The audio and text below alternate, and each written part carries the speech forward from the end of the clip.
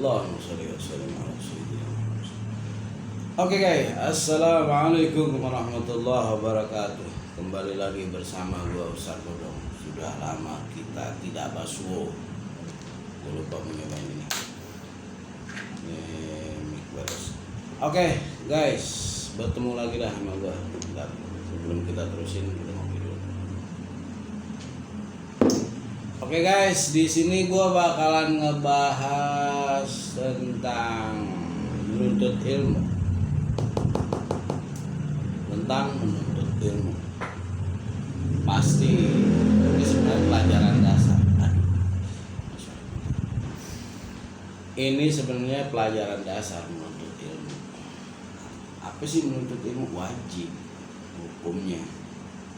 Wajib berarti sama kayak lo melakukan sholat wajib, 5 waktu itu wajib, dengan puasa lo wajib, sama bahasa kelasnya itu sama. Kalau lo nggak melaksanakan sholat ya lo dosa gitu kan, itu sebuah kewajiban. Itu dengan puasa, zakat lo tinggalin itu wajib, jadi dosa. Pun dengan menuntut ilmu karena wajib. Oke, di sini gue ngebahas tentang menuntut ilmu. Emang kelihatannya nggak seberapa ya. Kalau bahasa kampungnya gini lah, bahasa desonya itu ngaji. Ayo ngaji bu, ayo ngaji pak gitu. Ini bahasa kampungnya ngaji lah. Kalau bahasa Islaminya itu menuntut ilmu. Tolabul ilmi, menuntut ilmu wajib hukumnya. Gitu. Tentang nih menuntut ilmu ini wajib. Berarti lo kalau nggak menuntut ilmu, lo nggak ngaji, ya dosa lah. Jadi segala sesuatu tuh kunciannya di situ. Lo biar bisa sholat, lo harus ngaji. Lo biar bisa puasa, lo harus ngaji. Biar lo tahu zakat, lo harus ngaji. Di situ, ya nggak? Di situ kunciannya. Lo mau jadi imam masjid, lo harus ngaji. Oh, ngaji sampai kapan sih batasannya? Lo sampai lulus pesantren 10-20 tahun kagak, mas bro. Sampai mati. Ini gue baru dapat bocoran kemarin dari salah satu guru. Sampai mati, ya, sampai mati, nggak ada cerita lo lulus pesantren 10-20 tahun itu kagak. Menuntut ilmu Tuhan tuh nggak ada batasan sampai mati. Bahkan salah satu keterangan bahwa para ulama terdahulu dia tuh sampai matinya dia dalam kondisi menuntut ilmu. Beda dengan ilmu umum. Oh, cukup lo dengan S1 S2 udah cukup. Nggak bisa. Beda dengan menuntut ilmu, nggak ada habisnya, nggak ada batasannya sampai lo tentang menuntut ilmu. Jadi wajib, kuncian puasa, kuncian zakat, kuncian sholat itu ada di situ. Dasarnya dari menuntut ilmu. Bogono terus.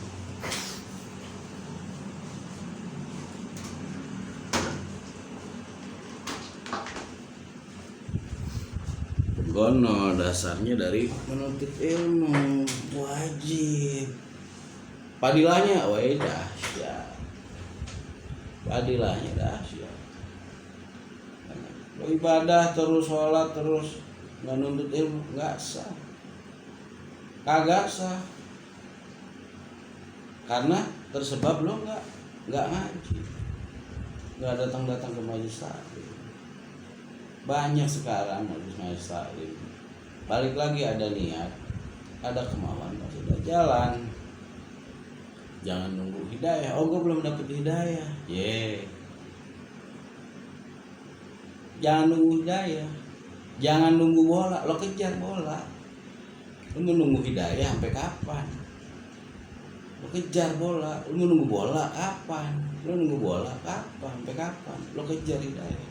Lo cari tempat-tempat orang baik, tempat tutup menuntut ilmu.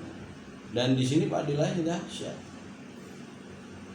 Oh, ini jarang apa ya, gue nggak tahu. Dan gua mohon maaf baru bikin lagi karena kesibukan yang sangat so padilahnya adalah semua ibadah-ibadah itu diterima kalau lo ngaji menuntut ilmu. Semua ibadah-ibadah lo selama 7.000 tahun diterima karena tersebab ngaji menuntut ilmu. Meskipun 1 jam, meskipun lo cuman bahasanya lo nggak megang pulpen, lo nggak megang buku, lo nggak megang kitab, lo duduk manis dengerin, ataupun bahkan lo sampai ketiduran ya nggak bahasanya, tapi jangan sampai, tetap tidak mengurangi. Jadi ibadah lo selama 7.000 tahun tuh diterima sebab lo ngaji. Bayangin 7.000 tahun lo ibadah diterima. Terus lo dengan lo nggak ngaji, lo serasa lo hebat, lo ibadah sholat AIUEO, tapi tidak menuntut ilmu, tidak diterima mas bro. Bahkan sholat sendiri pun, ini bicara sholat lagi nih, sholat sendiri pun lo nggak bakalan diterima. Lo belum tentu bacaannya benar, enggak, sujud rukunya seperti apa, nggak benar, belum tentu, bahkan nggak benar karena lo nggak menuntut ilmu. Tata cara ibadah bacaannya, makhrajul hurufnya seperti apa. Makanya untuk menutupi itu ya berjamaah. Gue jarang sekali sih berjamaah, jadi sebenarnya malu juga, tapi nggak apa-apa. Paling kagak gue ngajak ngasih tahu dengan berjamaah lo tuh jadi nutupin yang lo nggak bakal bacaan lo nggak benar, tapi lo dapet pahala berjamaahnya. Oke, lo semuanya berantakan hancur, tapi dapat pahala berjamaahnya. Ini buat gue juga sih. Oke, gue jadi malu dikit. Jadi lo selama 7.000 tahun itu semua ibadah diterima. Sholat, puasa, zakat, dan ibadah-ibadah yang lain itu diterima tersebab lo menuntut ilmu, ngaji. Lo sering datang ya seminggu sekali atau atau sebulan 2 kali 3 kali, paling kagak jangan sampai kagak gitu, jangan sampai kagak gitu. Terus dalam menuntut ilmu itu pada fadilahnya salah satunya itu 7.000 tahun lo diterima ibadah lo, nyelamatin keluarga lo, nyelamatin anak bini lo dengan tersebab lo menuntut ilmu. Oke, kelihatan nggak seberapa. Coba lo bayangin ibadah apa yang bisa nyelamatin anak bini? Puasa, sholat, kagak kan buat diri. Kalau menuntut ilmu lo nyelamatin keluarga lo, anak bini lo diselamatin ya.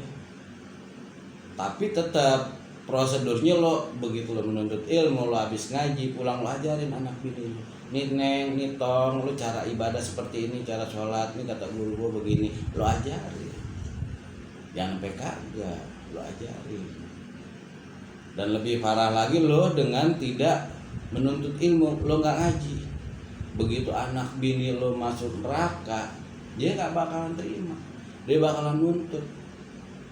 Gue nggak diajarin sama bapak gue, gue nggak diajarin sama laki gue, dia nuntut, habis tuh gitu. Jadi jangan salah, musuh dalam selimut, nah itu anak bini kita yang bakalan ngejar musim kita ke neraka. Ini gara-gara kita masih bisa masuk neraka, tapi gara-gara kita dia bisa masuk surga. Nah balik lagi, kita pemimpin seorang laki-laki kan begitu, ku anfusikum wa ahlikum nar, jagalah dirimu dan keluargamu dari api neraka. Kita yang jagain, itu perintah Tuhan. Gue bawa ayat dikit, gue ada malu kalau salah namanya gak ustaz bodoh, tapi tidak mengurangi rasa hormat karena ya gitulah. Oke, balik lagi kepada menuntut ilmu, ngaji. Kalau bahasa kampungnya itu ngaji, menuntut menuntut ilmu, talabul ilmu gitu. Begitupun nanti di padang mahsyar anak bini kita enggak itu bakalan bersaksi, bakalan dia menuntut kita jika kita salah mendidik mereka anak bini kita. Enggak, karena lo dahulu lo nggak ngaji, nggak menuntut ilmu, mereka ini bakalan narik kita ke neraka. Jadi jangan macam-macam. Itu musuh dalam selimut. Musuh yang paling dekat anak bini, hati-hati. Bukan orang lain, bukan tetangga, bukan orang tua, bukan adik, bukan. Tapi anak bini kita. Bukan. Nggak enak pun musuh dalam selimut. Nggak kelihatan. Nah, namanya di dalam selimut, kita lagi selimutan, ada tetap ada tumbila, ya nggak. Habis kita digeragotin, gatel di situ. Oke guys, masih musuh-musuh juga tuh anak istri tuh, hati-hati musuh. Tidak ada pahala yang melebihi, yang lebih top daripada menuntut ilmu. Oh, lu bayangin. Nggak ada pahala yang lain yang lebih top daripada menuntut ilmu. Puasa kita buat sendiri, ya enggak. Pun pahalanya tidak seperti dengan menuntut ilmu. Sholat pun demikian, amalan-amalan yang lain pun demikian, kecuali dengan menuntut ilmu. Tidak ada pahala yang menandingi, tidak ada pahala yang menandingi, tidak ada fadilah yang menandingi daripada tolabul ilmi, menuntut ilmu, ngaji. Biar dia paham tuh, ngaji maksudnya. Ini sebenarnya tamparan buat gue Ustadz Bodong. Malu tapi tetap gue sampein buat temen-temen para YouTube semua. Ya enggak, meskipun toh nggak ada pahala pun nanti, terus lo menuntut ilmu, lo amalin, lo dapat amalan ini, dapat pelajaran ini, lo amalin, ya enggak, lo amalin, lo pakai, lo punya ilmu ya lo pakai gitu, karena nanti diancam. Ada satu keterangan diancam, lo punya ilmu tapi nggak diamalin, lo diancam bakalan diazab lebih dulu daripada ketimbang penyembah berhala. Enggak. Jadi zaman-zaman Nabi terdahulu ataupun yang dulu-dulu yang tukang nyembah berhala, ini entar dulu mau diazab sama Tuhan. Lo dulu sebagai orang yang menuntut ilmu tapi nggak diamalin, nggak dipakai. Serem. Nggak sekonyong-konyong lo punya ilmu, amalin. Lo nggak dipakai, nggak diamalin, diazab duluan daripada penyembah berhala. So, diajar tuh seperti lebih dahulu ketimbang penyembah berhala, ya enggak.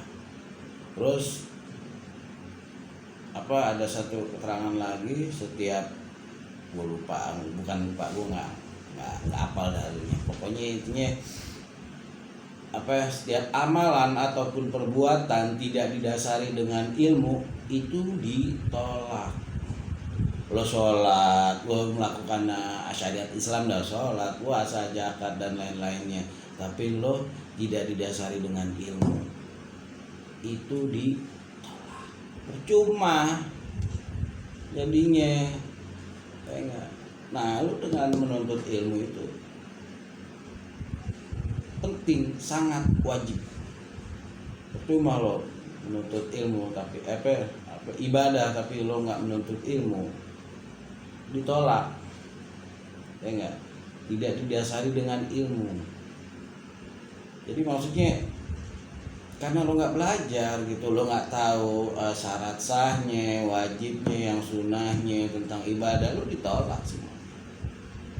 Jadi intinya udah menuntut ilmu, ya enggak, itu ditolak. Setiap perbuatan amal yang tidak didasari dengan ilmu. Lo sholat aja nggak tahu lo syarat sahnya, dari mulai lo pipis, kencing, buang air kecil, cara-caranya seperti apa, dari itu wudhunya seperti apa, sampai sholatnya nggak punya ilmu, nggak didasari dengan ilmu, ditolak. Nah, ilmu. So ada nih versi gue nih. Hakikat orang yang menuntut ilmu, orang yang ngaji, nih versi gue nih, gue nggak tahu, gue nggak jeplak, adalah dia makin bodoh. Ngerti gak lo? Paham? Jadi orang menuntut ilmu bukan orang jadi pintar, tapi makin bodoh. Oke, gini penjelasannya. Ini sekarang gue ngaji, gue menuntut ilmu, sekarang datang ke guru. Hari ini tentang pelajaran fikih A. Besok gue datang lagi. Hari ini pelajaran fikih, masih fikih. A. Nggak tahu lagi tuh. Oh, datang lagi, nggak tahu lagi. Gue baru denger nih. Setiap datang itu baru denger. Gue baru tahu, gue baru denger. Berarti bukan lo makin pintar, tapi makin bodoh. Gitu. Ini hakikat, bicara hakikat.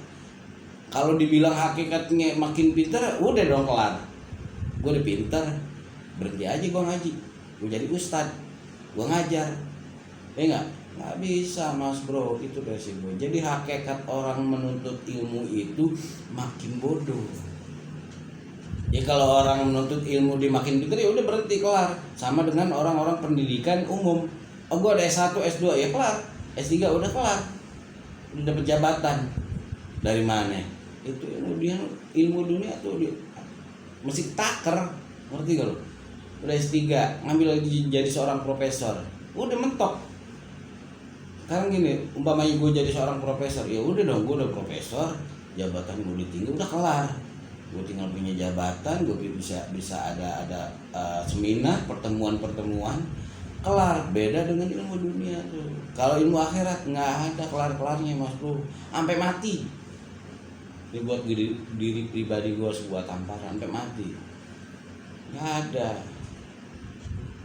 Lo kelar, lo S3, S kinyot lah bahasanya, udah kelar. Nggak bisa kalau ilmu agama sampai mati.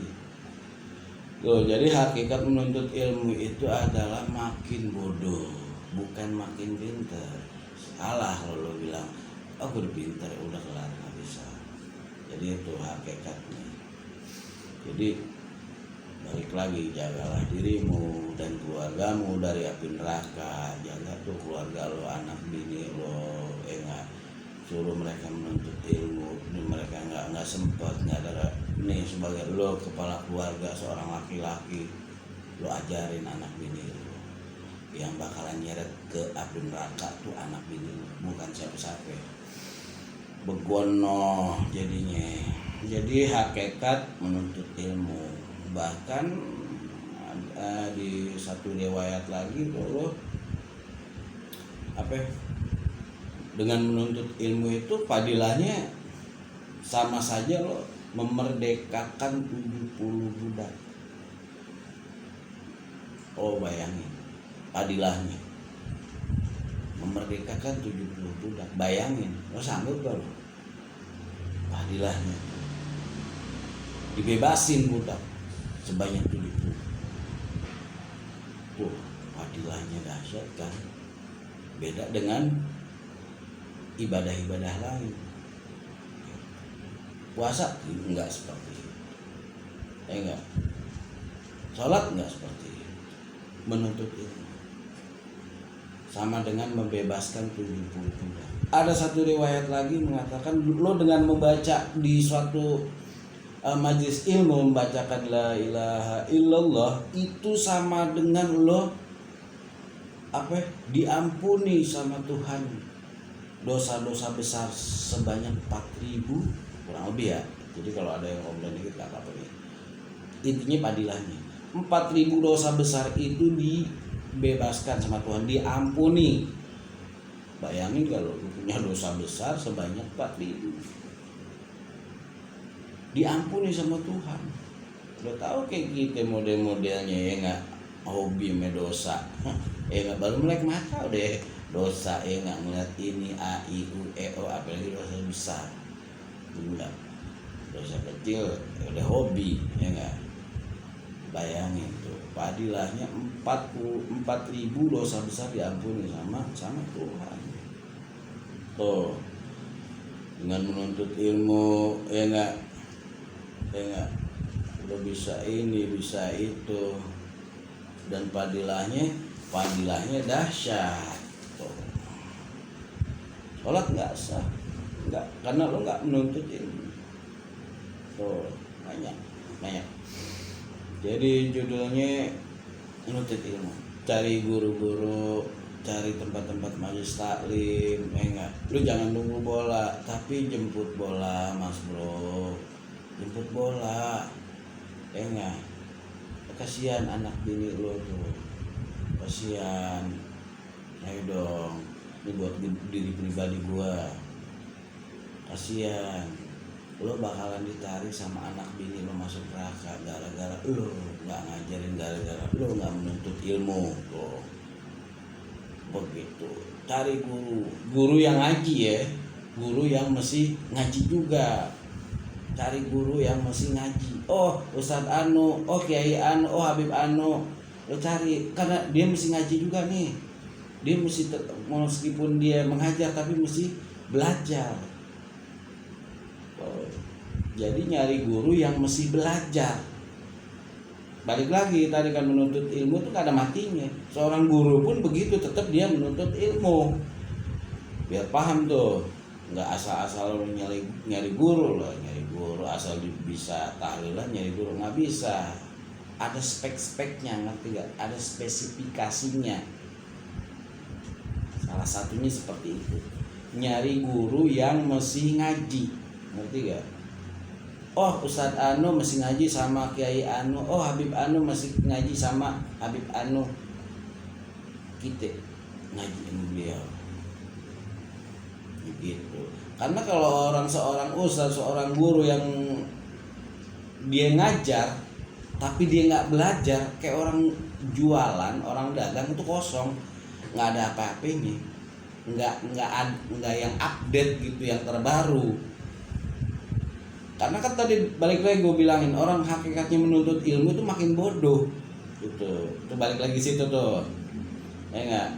Jadi nggak update nih si ustadz, si kiai ini, si Habib, karena dia nggak menuntut ilmu juga. Dia ngajar doang, ibaratnya warung toko yang nggak punya barang, habis kosong gitu. Nih penting juga kayak gitu, penting juga.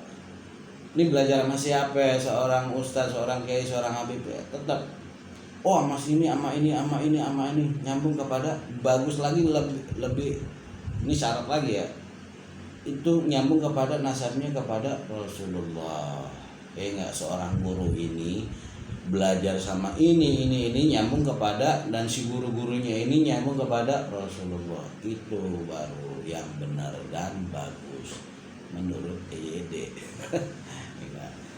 Begono jadinya, cari guru yang masih ngaji. Kalau lo dapet guru yang udah nggak ngaji, lo nggak ada berkahan, agak berkah. Orang warung kosong, lo mau beli apaan? Begitu, nggak ada berkahan. Bon, balik lagi, seorang guru itu masih tetap sifatnya manusiawi. Adapun plus minusnya, syaratnya nih, lo tutup kuping, tutup mata, tutup telinga, udah. Tutup kuping, tutup mata, lo nggak mau tahu, itu urusan Tuhan. Gitu. Jadi begitu, balik lagi, menuntut ilmu udah wajib,